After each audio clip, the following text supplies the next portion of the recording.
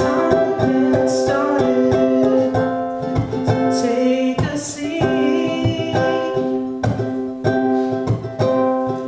the Science Café, brought to you by OEB.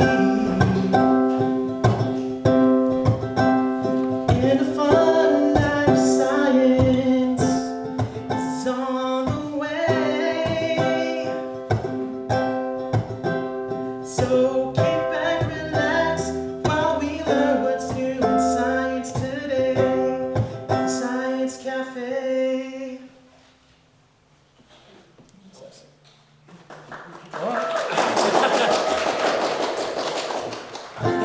Don't be annoyed. It can't be made, can't be destroyed.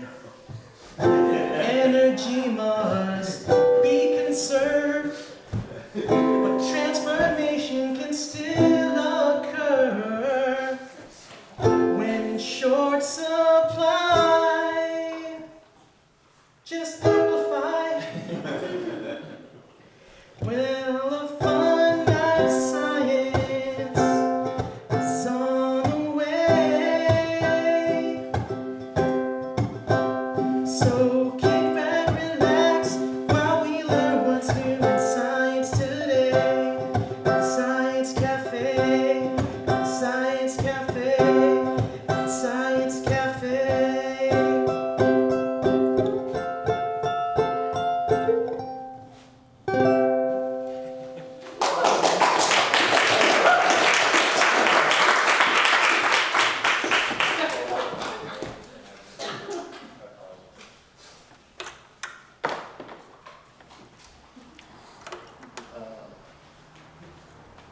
Okay, so that should be going. Check. How's that? Oh, that's good.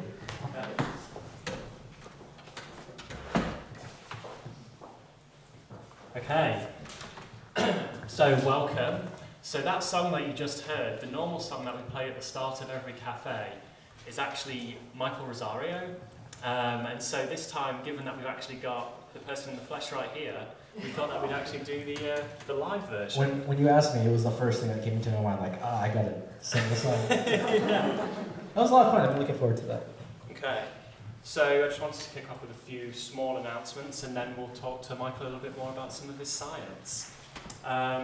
So we are graduate students in the Organismic and Evolutionary Biology program over at UMass.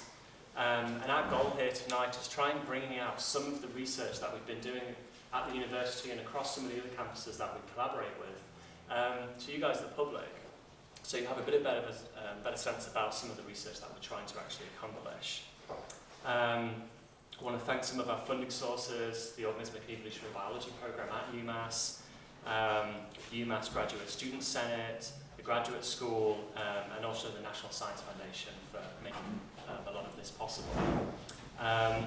So we do have somebody from Amherst Video today, so it could go out on some of the public media stations. So over in this area, you do have a chance of being on television. So if that's something that you don't want or want to move away, over in these seats here, you would not be filmed. We also have a photographer going around. He's at the back there. So if you don't want any of your images going online, just let her know and then we can take care of that. Conversely, if you do want to be on TV. Yeah. And so our next cafe is going to be on the 11th of May. And so that's going to be a little bit different. So we're going to have a panel. We're also going to be bringing some of our speakers from this semester back for Science Cafe After Dark, where you'll have the opportunity to meet and talk with some of the extra scientists there as well. So we also have a little bit of a cash collection for that at the back there. Laura doubled this time. Yeah, Oh, it's okay. not a panel. Okay, so it's not the panel. Okay. That's in the fall. That's in the fall, okay. We also have a sign-up sheet going around. So if you've already signed up to receive email notifications, then don't worry.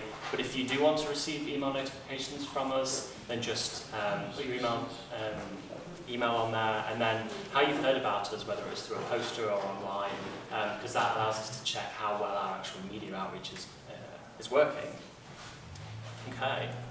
So now I'm going to hand it over to Dr. Michael Rosario, who joins us from Brown University. Michael's actually an ex-organismic and evolutionary biology program graduate, finished a few years ago, and has since now moved on and is doing a postdoc over at Brown. And so Mike's work uses lots of different systems, but is generally grounded within biomechanics and biophysics.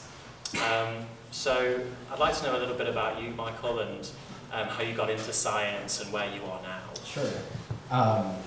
Well, it's actually really great to be back here. This is where I started my PhD program.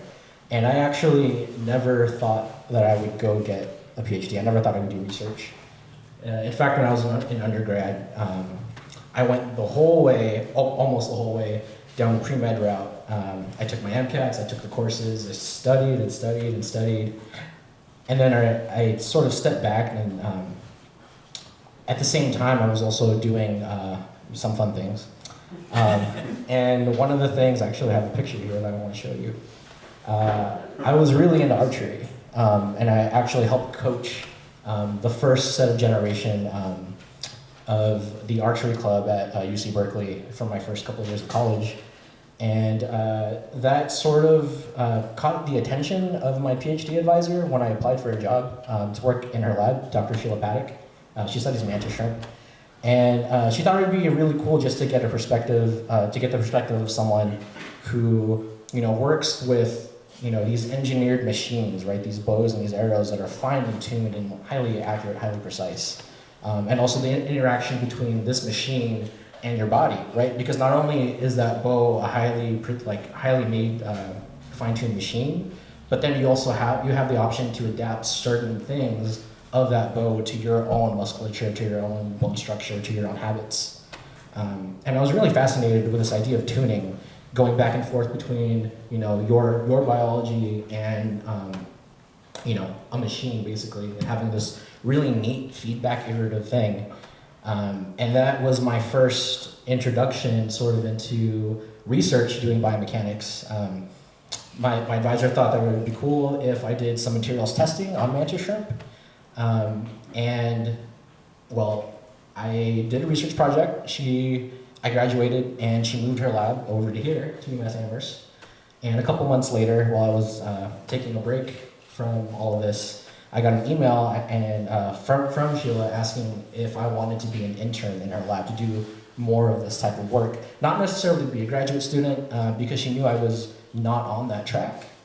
But she saw that I had all this interest in mechanics and programming and statistics here and there.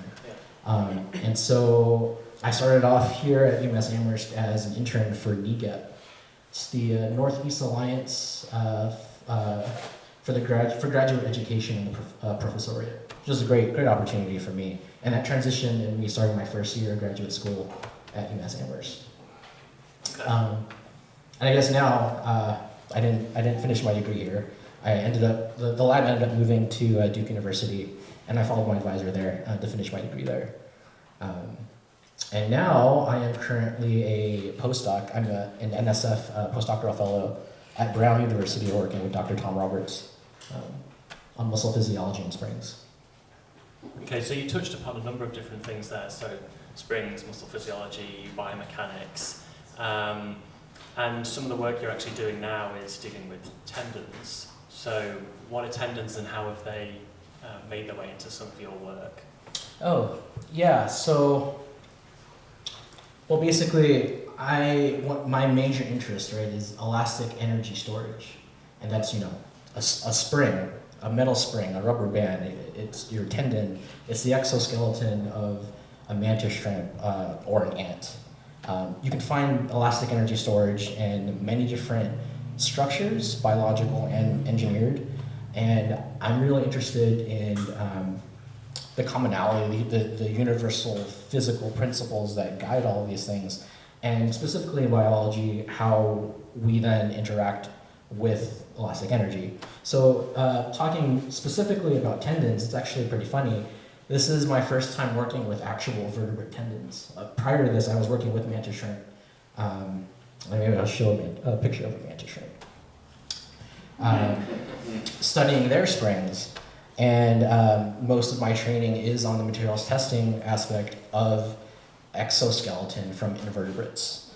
And what's really neat is that if you actually look at the exoskeleton of invertebrates, it's made out of a polysaccharide. It's a sugar. When you get to tendons, those are protein, so different. But the same physical principles of, we'll get to the same physical principles of stress, strain, energy storage, all of that still applies, even though biology has found different ways to use different materials. So how is something like a mantis shrimp storing energy? Oh, Can you give us a little bit more of an explanation of what they're actually doing? Sure. Let's, why don't we look at what a mantis shrimp actually does, first of all. So here's a video of a mantis shrimp hiding in its burrow. Let's see if I can get it to play.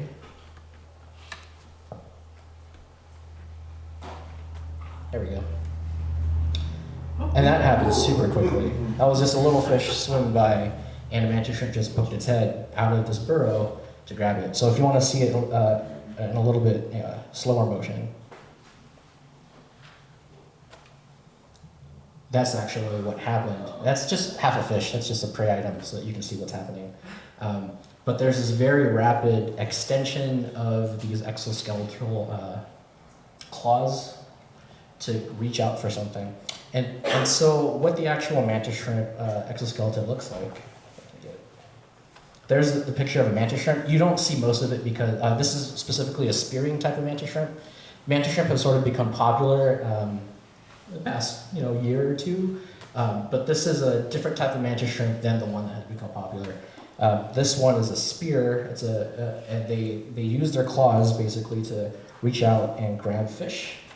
And this is the part of their arms that they use. I highlighted in purple the structure that we hypothesize stores all that elastic energy. And you can see too a little bit those claws I was mentioning at the very bottom part of the image. And so we can talk about this in more detail, but I do want to talk at least about the mechanism. And so I've highlighted here the exoskeleton that was in purple in the previous slide. And there are basically two different kinds of colors that I put up here, and I want to explain how we think the springs work. So first of all, there's a structure up here known as a saddle. This works like a normal spring. So for example, you squish it, you store energy, and when you unsquish it, it releases energy. So that is one source of elastic energy storage. Another source you can see is right here, this line. And so you come your hand. Hold it over. This way. And curl it up like that, right? So in this position, if this was a stiff object and I applied force like this, what would happen when I let go? Like flip back. It would flick back, right? So that's the type of spring. It's called a cantilever. So like when you do that. A little flick, yeah. And it's really neat because you can see that the way that these two springs, and again, this is all one continuous material, but you can break up their functions into two different springs, a compression spring and a bending, flicking type spring. They can work together, and that's one of the things that I tried to study in the process of getting my PhD. So it feels like I can flick faster than I can just move my finger. Is that something similar to what's going on here? Yeah. So this is known as a click. So what you're describing is known as a sort of click system, where I'm just trying to find a prop here. Yeah. So for example, if you have a little stomp that does this, you can imagine that when you get past a certain point, you get that. And so it's this combination of energy and this stop. This stop is super important that allows that energy to be built up. And in some invertebrate systems, not the mantis shrimp, but in some wings, you see this. Once you get past a certain point, you see this flick. Yeah. And that's one way that click mechanisms can work. Okay. So you've talked a little bit about invertebrates. So if we shift to vertebrates then in tendons, so are tendons working in a similar way to that? Oh, that's an interesting question. So when I first started, I was trained in invertebrate springs, and when I started doing my research on vertebrate springs, on tendons, I was under the misconception that there is no sort of stomp, right? So I thought this was a very unique thing in invertebrates to have like a physical stopping mechanism. But for example, the reason why I thought that was because when you look at when frogs jump, they don't have any physical pieces in their feet or in their legs that act as this barrier for the muscle to continue stretching. It just doesn't exist. And so I had the misconception again that these tendons were not working in the same way. But a lot of research has come out recently, which is really cool, where they're, instead of having this physical morphological latch or catch, this stopper, there's this idea, this hypothesis that there's a dynamic latch, where you don't necessarily need something to stop the tendon from being, stop the tendon from being stretched. You can do it if you just have enough mass, right? So for example, if you can imagine, if you had a rubber band with a mass on it, if you move quickly enough, that mass has that inertia, it's gonna stay there for a little bit longer than you stretching your spring. And so in that way, your mass, your inertia can act as some source of latching, at least transiently, temporarily. So that's one way in which vertebrates can act the same as mantis or as invertebrate catch systems. There are also vertebrate systems that do have catches, which I found about. The tongue projection of some, I think, chameleons. I have to look that up, but there are some mechanisms where vertebrates actually do have catch mechanisms. And that's still like a tendon system? Yes, yeah. So it basically exists so that you can load a tendon with some energy without any fear of losing that energy before you need to use it. Okay. Just keeps it in place. So can you give me some examples of like the best tendons that are out there? The best tendons. Whose tendons do I want if I get? I need a new tendon. I think it really depends on what you're using the tendons for, right? Because so far we've been using tendons, thinking about tendons as elastic energy sources, but tendons actually do a lot of different things. So you really have to be really clear about what you mean about best. I can give you this example of one of my favorite examples of a wallaby and a kangaroo rat. They look pretty similar. I picked up those pictures because obviously they're different in scale, right? But you can see that their legs are sort of in the same position, although one's hopping and one's being held against its will. And just as a cartoon example, you can think of the kangaroo, or not the kangaroo, the wallaby. Oh, I don't want to show that. Nope. Sorry, give me a second. So here I've just drawn a little cartoon where you can see a muscle in red and a tendon in blue. And this is just a little cartoon to demonstrate the fact that in this hopping wallaby, the tendon that is connected to the muscle in that leg is very long and slender and thin. So if you can imagine that muscle contracting, what would you expect to happen to that tendon? If it was contracting. Yeah, if that muscle contracted connected to that tendon. Yeah, sure. Yeah. It's just so you'd imagine that because that tendon is so thin that it would undergo a lot of stretch. It looks like a rubber band, right? Whereas if you look at the kangaroo rat, you get something. So I made the muscle about the same size, but relatively what you see in the kangaroo rat, the muscle is much more robust. It's much more fat. It's more like a sheet, right? At least in this cartoon. And there's a very different mechanical behavior that will occur when that muscle contracts. Instead of that rubber band stretching and storing elastic energy, you'd imagine that tendon is very good at transmitting force directly from the muscle to its connected bone, right? And that's actually really important for this kangaroo rat because what they're doing out in the wild is whenever their prey, trying to go after them, they need to be able to accelerate really quickly. If they were to contract their muscles and, it takes a little bit of time for that force to get to your bones because you're stretching a spring in between. Yeah, you're storing elastic energy, but you're not doing what is best for you, which is, transmitting the force right away. So this is just like a really neat example where, best right? Okay. It sort of depends on what you need your tendon Depends to on do. the scenario. Right. So where would humans fit into this? So these guys are they're both bipedal. So are our tendons a little bit similar to this, or are they very different? We have tendons across the range. So I'm just thinking broadly about Achilles tendon, right? That's when people think of human tendons storing elastic energy, the first one that comes to my mind is the Achilles tendon.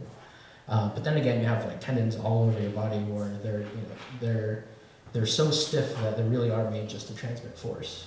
Okay. And so it depends on which specific muscle and specific tendon you're talking about. But I mean, there are situations in our movement where it would be beneficial to have elastic energy stored. It would be beneficial for maybe other muscles and other actions where we have a good force transmitter. So it just depends.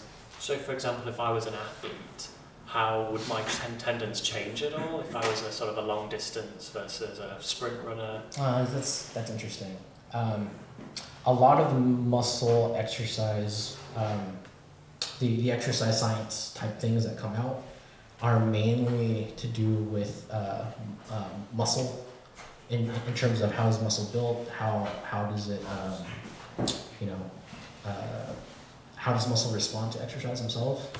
And so I'm not exactly familiar about what the tendons would be in specific type of movements or athletes. It's just there's so much more known about muscle physiology. So that's kind of interesting then, that it almost seems like because muscles are sort of almost like an obvious thing to study, that's what people have gone after first, whereas the tendons, despite the fact that they're storing all this energy and they could be used in different ways, it's been almost ignored. I won't say that they've been ignored, but when you compare the amount of literature that's been put out in terms of what we know about muscle versus what we know about tendon, there is a difference. I feel like as in physiology, we do know more about muscles, how muscles work, the mechanisms of muscles, than we do about tendons. And that's not to say we don't know a lot about tendons.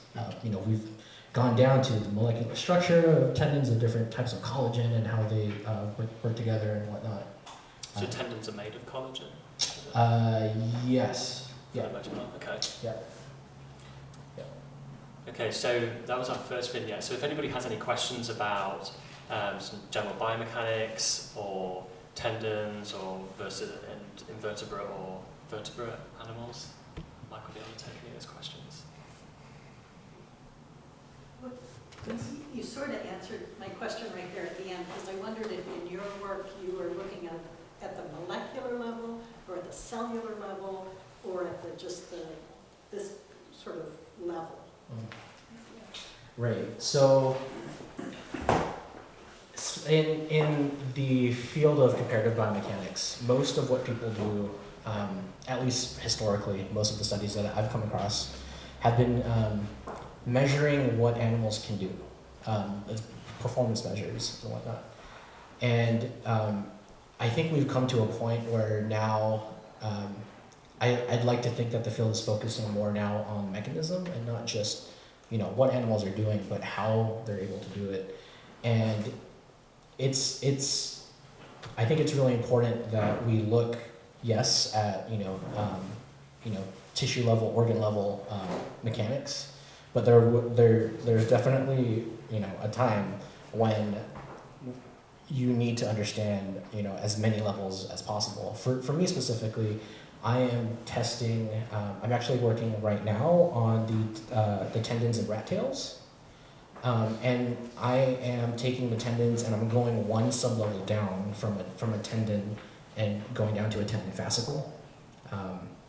But there are multiple sublevels that you can continue on going. I don't have very much training in doing these very small micromechanic type experiments, although I know that they're possible. People are doing them every day. But for me specifically, that's where I'm working at right now. Yes? Do your tendons change, I guess, like as you grow, whether it's like any other animals or humans, do they change like throughout development? Yes. Whether or not that's related to growth or related to age, there's that confounding factor. But I know specifically with the rats that I'm working with, the juvenile rats have a different molecular composition, or there's a different. They're made up of the same parts, but in different percentages, and that affects their mechanics a lot. And so some people have been using specifically rat tail tendons to study aging in tendons, because it's just a general thing that as you age, your tendons become more stiff. They lose a little bit of that flexibility. And trying to understand and pinpoint why, and doing some manipulations to get at that question. But yeah, in terms of if the tendons just get bigger, like if they get thicker or if they get longer, that's an interesting question. I'm not 100% sure what the interaction there would be. So, much of the research on tendon is involved in locomotion or leaping or striking. And in light of what you described up here, what do you make of the fact that our longest, most slender tendons are in the muscles that control our fingers, where it seems like there's little need to store a lot of energy, and in fact what you want is direct transmission of the force to the motion. Right. So that's a very good point. And I don't know the absolute answer, but I can speculate that, well, if you had a very thick tendon in your fingers, especially where you have many tendons, the volume of your hand would just be right. And so you get this situation where you kind of need to do this little marionette thing where your muscles, your actuators are down here, and they're running lines to where they're connected to transmit those forces. I haven't looked at any of the literature to see how those tendons actually behave, whether or not their mechanics are different than the standard tendon, which would be pretty interesting. If there were some molecular changes that allowed them, for example, to be more stiff and less energy storing despite their morphology, I think that's really cool. I don't know if there's the literature on that or if people look at that, but Wondering how much of a holdover is from the fact that we evolved from our quadrupedal ancestor, and that these muscles and limbs served a different purpose. But I think I have never seen a good explanation for it. Okay, so I think we should move on to the second vignette. So a big part of your research is actually building testing rigs to look at how some of these tendons respond to different forces. And so you seem to take quite an interesting approach. There isn't sort of a single machine that you can go out and simply buy, put your tendons in, test them, see how effective they are. You have to almost make them from scratch. I mean, that's not what the material testing companies will tell you. And so perhaps you can go through a little bit about your process and how you actually get some of the data that you're telling us about today. Sure. I wonder if I have an image of a materials testing machine that I can show you really quick. I don't have a picture of the one that I've used, but generally, in order to get the materials testing, to do materials testing on an object, one of the simplest ways, and it's been my bread and butter for every project that I've done so far, is something known as a force displacement test. You basically, if you have a structure, you can stretch it, you can measure how much you stretch it and how much force it takes to stretch it. And with those numbers, you can characterize the properties of that substance. So for example, just if you have something that's very stretchy, you'd imagine that you'd get little force for a lot of stretch. Whereas if you have something that is, the opposite, right? You get a lot of resistance because there's a lot of force for very little stretch. And really, that is the one tool in my tool set that I come back to and use over and over and over again because it's so useful. The problem, though, is actually getting your material into the machine. I think, as you sort of alluded to, clamping is a very, very difficult problem, just because if you can imagine, if this were like a blown up tendon and I were to clamp it down, you'd want to clamp it down as tight as you can so that it doesn't slip, right? The problem is, the more you clamp it, the more you're inducing damage where you're clamping it at. right? So if this wasn't a thick wire, but it was, a spongy tendon, you could imagine that you squish it so much that it flattens out and breaks, and then you can't even do your test. So there's this really neat balance of how much do you grip it, and how do you ensure that things don't slip. In terms of my approach, it's a case-by-case basis depending on what material you're talking about. But I've used a variety of material testing machines, and they all do the same thing. They stretch a certain amount, they measure how much that is, and they measure how much force it takes in response to that. Okay. So perhaps you could give us a little bit of a demonstration about how you can stretch some of these things and the kinds of data that you're actually working with. Yeah, sure. Let's hop on down. Yeah.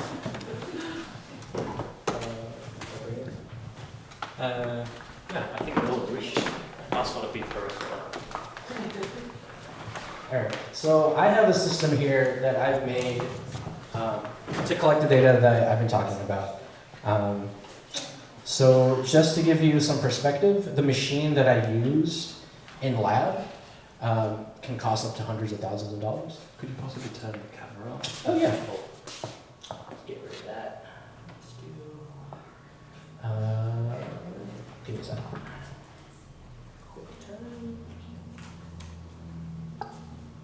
I'm just going to pretend to record a video.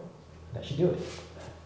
Okay, so now we have a camera, and for those of you who can't see, this is it.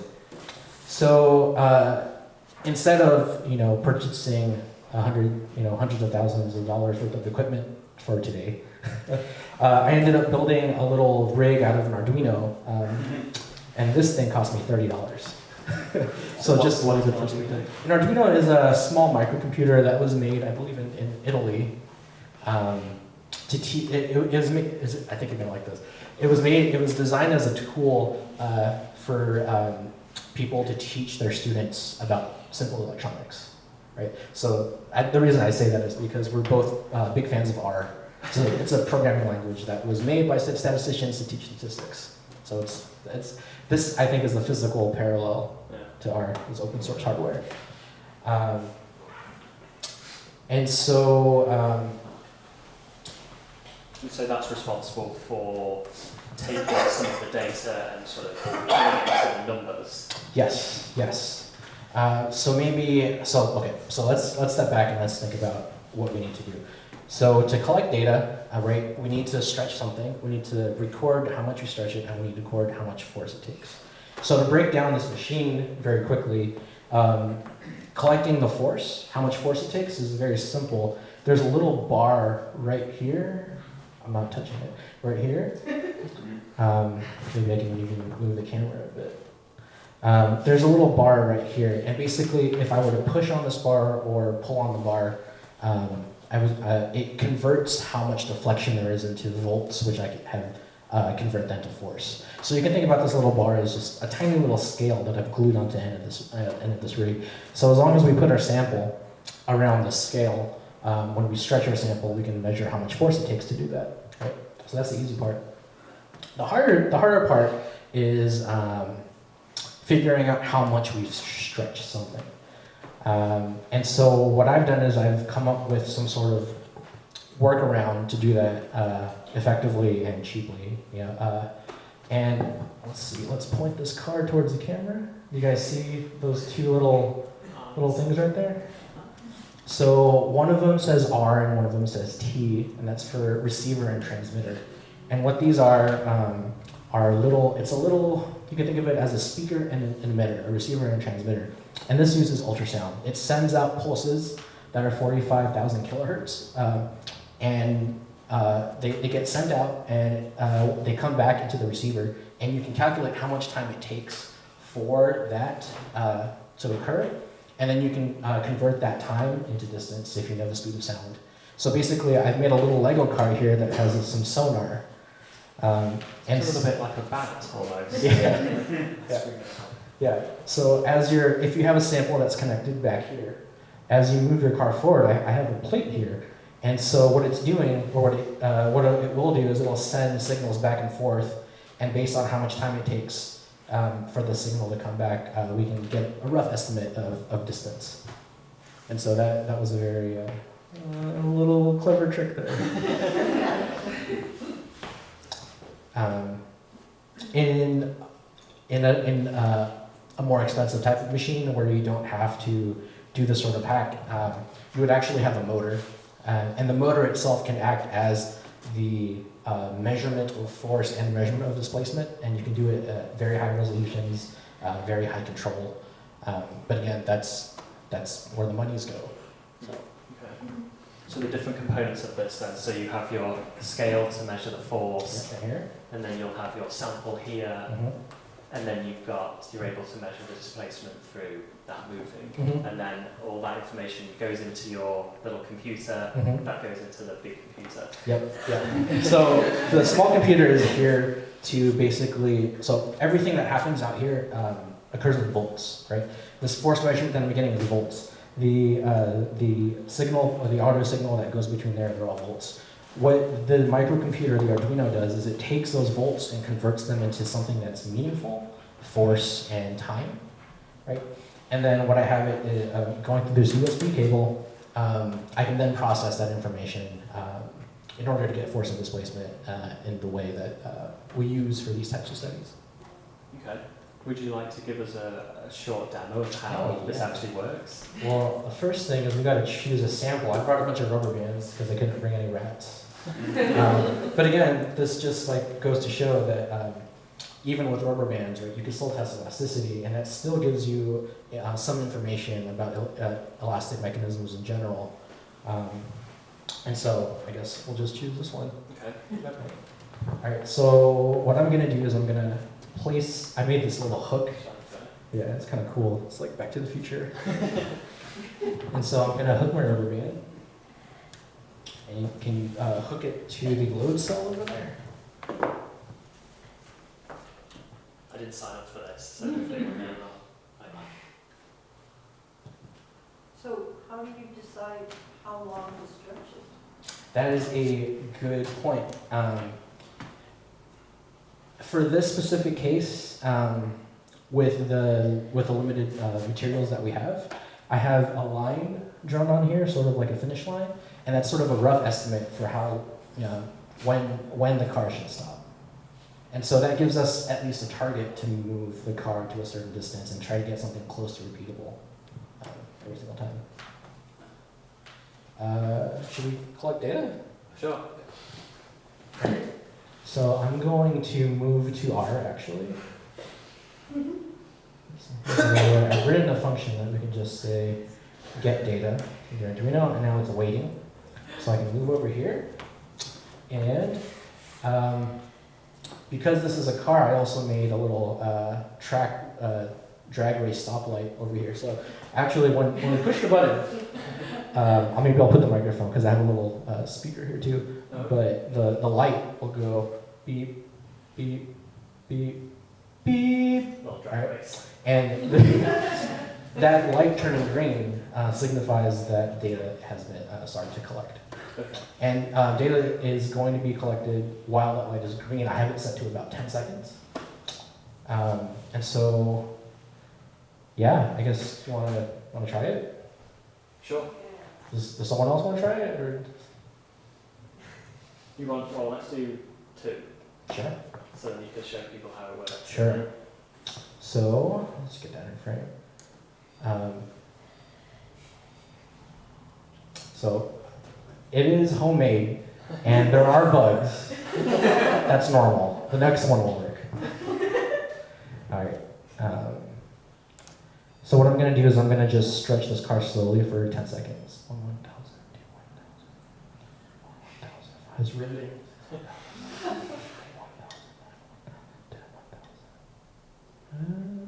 Okay. So what we just did is we recorded force and displacement, and if we go back to R, there we go.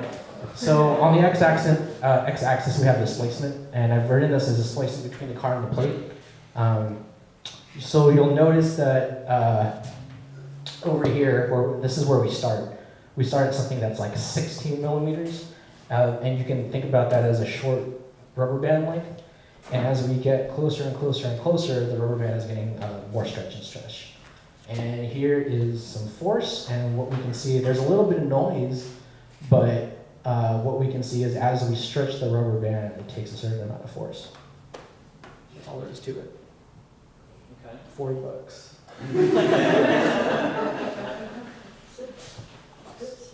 Does speed matter? That is actually one of the questions that I'm investigating in the rat tails, whether or not the speed does matter. I'm going to hold off on the punchline just because we could show it. We could, try stretching it. Okay. Do you want to Quicker. have somebody come up? Yeah, does someone want to race my Lego car? I mean, I could do it. I've done this so much. So, Okay. all right. So what I'm going to do now is I'm going to do it again. I'm going to add a couple of things that are in my function. I just said add for true so that it's going to add the data on top of what we already have.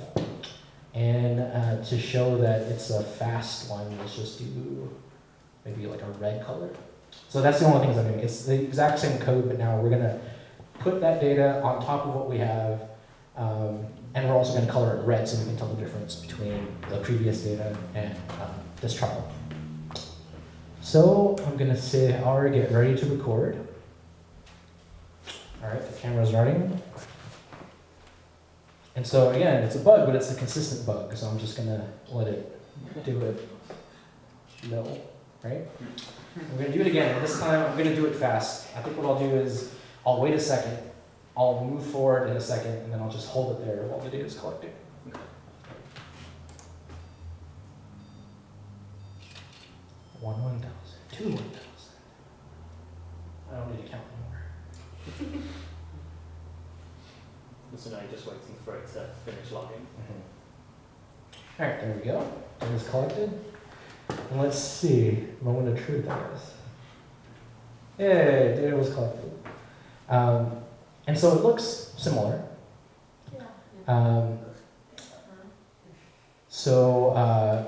This actually shows a point that I'm actually really interested in. And I can talk also a little bit about the molecular interpretation of why I think this hypothesis is valid. But before we get that far, you'll notice that the red line is slightly higher than that black line, right?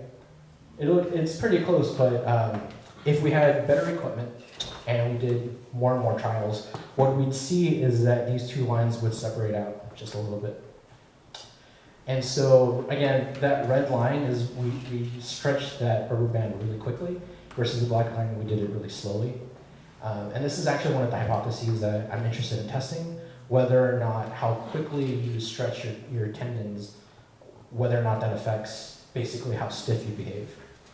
So you can see here that red line, because you have more force per displacement, that mechanically is behaving like a more stiff spring, right? Even though it's the same spring, the same exact spring, there's a slight difference between what happens when you do something quickly versus what happens when you do something slowly. And the theory behind that, I've showed you this many times, is that when you think about a tendon at the polymer level, there's just this amorphous bunching of all these collagen fibers. Right? Maybe you can do the demonstration while I'm talking about it. All right, so just like mushroom. There. Like this. So the idea is that try to stretch, pull apart very quickly. I don't know what's going to happen. Just try. It's not going to break it. I'd be surprised if you hurt yourself. But you'll see that there's this very stiff response, right? Okay. So now try to do the same thing, but do it slowly, right? So you could try your best to keep it there, but over time there'll be slippage, and you'll see these fibers sort of align, right? And that is a polymer level explanation of something called viscoelasticity, which is a tendon behaving differently based on how much, based on the rate, and not just the length. And so you can imagine that if you're stretching something very slowly, there's more time for those fibers to align, and therefore you get something that is less stiff than if you were just like this lush ball. So this has now got me thinking about, right to the very start of the cafe, you're talking about being an archer. Yeah. And so how you would load a bow. And so sort of that versus that. Yeah. This is actually a thing that this actually exists, that world champion slingshotters do. There's records for these people, and their strategy, right, is to not only take a rubber band and stretch it a certain amount, but to stretch it quickly, get their aim as quickly as they can, and then release it. And the reason that is because as you stretch a rubber band, some of the energy that you're putting into it is getting dissipated into the environment as heat, right? So if there's a certain amount of energy that you put into this rubber band, right, if some of it is going to heat, then that energy is lost and can't be used to propel your little pellet or whatever ball there is. And so that's actually how I first became interested in this sort of idea. There was a clip on YouTube talking about world championship slingshotters. And I thought that was neat, that it was actually something that, you know, that they do in competitions. In terms of the archery stuff, it is true. There's a little bit more intricate muscle biomechanics, human biomechanics that goes into it. Basically, yeah, you want to do it as quickly as possible, but also you don't want to stop. It's very hard. So once you start loading a bow, once you stop, it's hard to get started again. And so one of the things that we train for is very smooth, continuous draws. And so is that something that the bow can help you with, or it's just training your muscles? These bows are very well engineered, so they can take out as much viscoelasticity as they can. So it's very minuscule at that point, because actually people think that in archery that energy is being stored in the string. They actually think that the rubber band, right, when you put a bow and do this, that the energy is being stored in the spring, but they're actually being stored in the arms. And so I haven't kept up, but there are some technologies that reduce the effective temperature, because that's something that we worry about too. If your bow's sitting out in the sun and warming up, it might behave differently than, you know, if it weren't. So those are things that we do take into consideration. So just to jump onto this chart again, so if you pulled that really slowly, the line would drop, it would be lower than the black line? To an extent. Okay. And this is actually pretty interesting when you get to materials testing, because there are two philosophies that I've come across. Either when you test materials, you test them as fast as you can, or you test them not as fast as you can, like as slow as you can. And it's been really interesting trying to get people on board with this idea, because usually people are stuck in one way of looking at things. But so the idea is, if you stretch something slowly, you don't have any of that viscous effect. Because, you know, if whatever viscoelasticity, whatever flow of material you would have had has already been lost, and therefore you're getting some true reading of this material. Whereas people who are actually interested in studying viscoelasticity, the way that they model this phenomenon is the baseline reaction is not this slow stretch, but the fast stretch. And they're modeling on top of that how energy is lost. And so it's a very subtle difference, but it leads to some headaches when you're trying to communicate between papers and advisors. So does anybody have any questions about the rig and how it can be used to understand tendons? Yeah. Are you incorporating temperature into this as well? I am not. You mean of the sample itself, or? Yeah. I imagine that temperature would change the, I guess, viscoelastic properties of it. Yeah, so that's interesting. I wonder if I probably didn't put it in, but I did find a picture that actually does this type of thing with tendons in a closed environment where you can monitor changes in temperature. And so this is sort of like the reverse, right? So if you're stretching and energy is being dissipated as heat, you'd expect the environmental temperature to go up, right? And so that's been shown. In terms of this, whether or not, if we were in a warmer room, you might see the viscoelasticity. See, what would you expect? Would it go up or down? There would be more kinetic motion of those molecules, so you'd assume that it'd be easier, right, for the energy to be lost. So you would see an effect with temperature. For this specifically, no. For my own studies where I do this with rat tail tendons, I do it in a bath that is temperature controlled. Oh. So when you're testing your tails, they're actually underwater? Yeah, they're fully submerged. Okay. Which, yes, they're fully submerged. There's a possibility that there could be some swelling. There have been papers that show that swelling can occur, which I bought a book from Amazon that has to do with the theory of rubber viscoelasticity. It's just on rubber, just rubber, not even a biological substance, and it's hundreds of pages thick, and there's 4 chapters on swelling. So Somebody wrote that. yeah, somebody read that.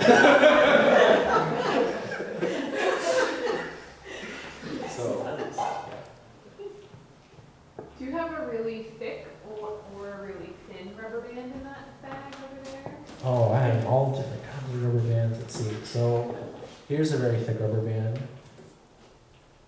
Here's a very thin one. Just thinking, going back to the wallaby and kangaroo rat example, it'd be cool to see what that does. Sure. So why don't we do that? We can run that experiment really quick. I like this. Did you attach that? Okay, so we're gonna do the same sort of thing. It's not as controlled just because what we'd actually like are for the rubber bands to be the same length. Okay.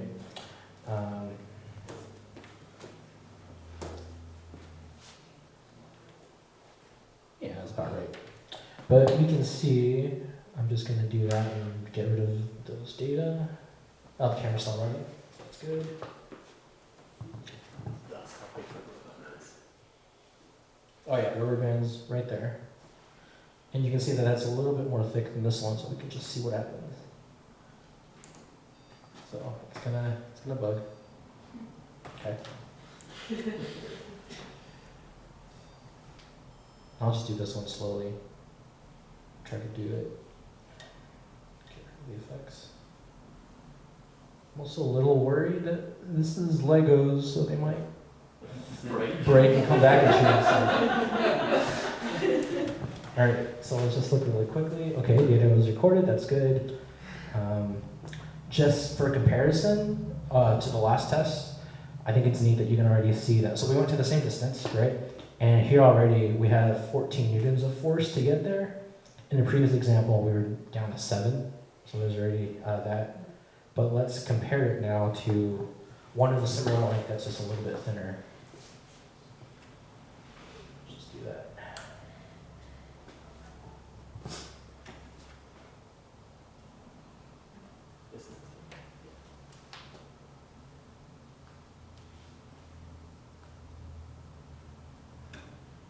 Yeah. I guess I should have restarted. Alright, we'll let that do that. Alright, 2, 3, 2, 1.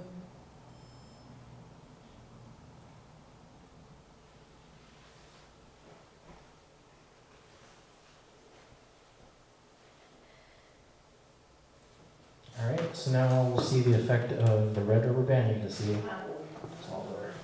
So that's cool. And, we don't all start at 0. I think that has to do with the length effects are different. I mean, it felt different too, so. Do we have any final questions? So you're working with rat tails. How elastic are those tendons, and why would they need elasticity in their tail? That's a good point. So the idea when I first started this project, they're not very elastic at all, but they're a very nice, undifferentiated, baseline tendon, and they were readily available.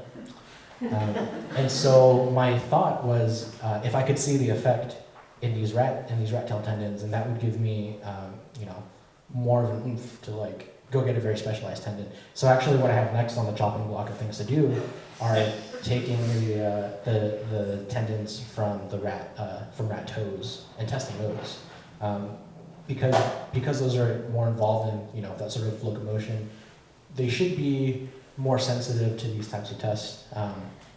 Exciting enough, in the rat tail tendons that are unspecialized, and I am finding an effect. It's very small, but it's there. It's pretty cool. Okay, so Michael will be around to answer any extra questions if you just want to come over to him. But for right now, if we can thank Michael.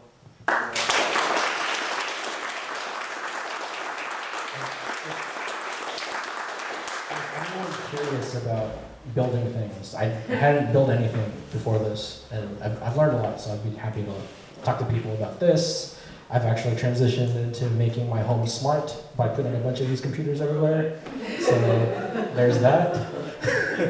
But yeah, I'd be happy to talk about that stuff. Okay, thanks, Mike. Yeah.